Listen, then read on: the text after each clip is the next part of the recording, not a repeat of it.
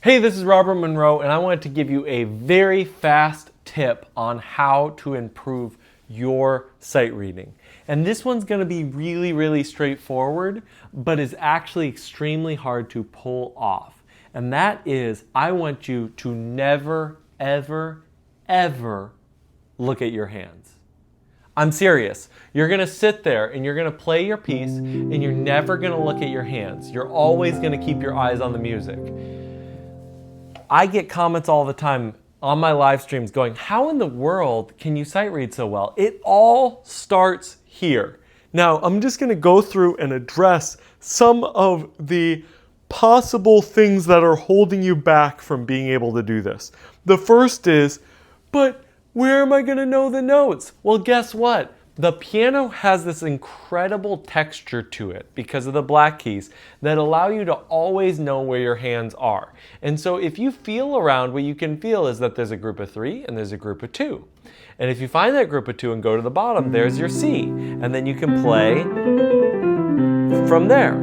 So that would be the first thing that I'd say. Now, the second place that you actually can tell where your hands are is your ears. Yes. You can listen and then determine from what you're listening, did I play the right notes?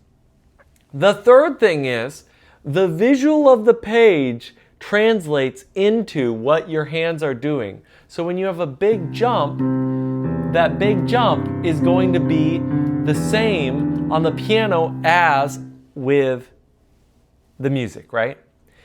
The final thing I want to say, and then I want to just leave you guys to trying this out yourself, is when you are reading and you're not looking at your hands, you're going to make mistakes. Do not view those mistakes as a failure.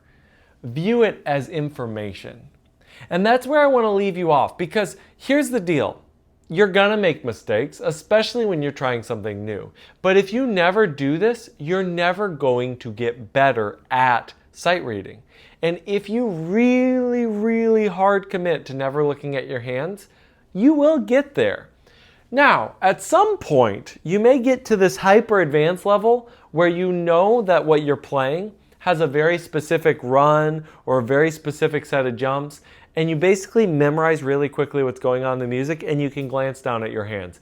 I one time had a teacher who was teaching a class on how you accompany well.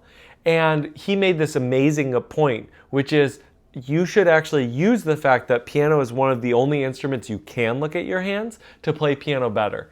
But what he meant was parts you had already memorized. That's the problem. When you're sight reading, you don't know any of it.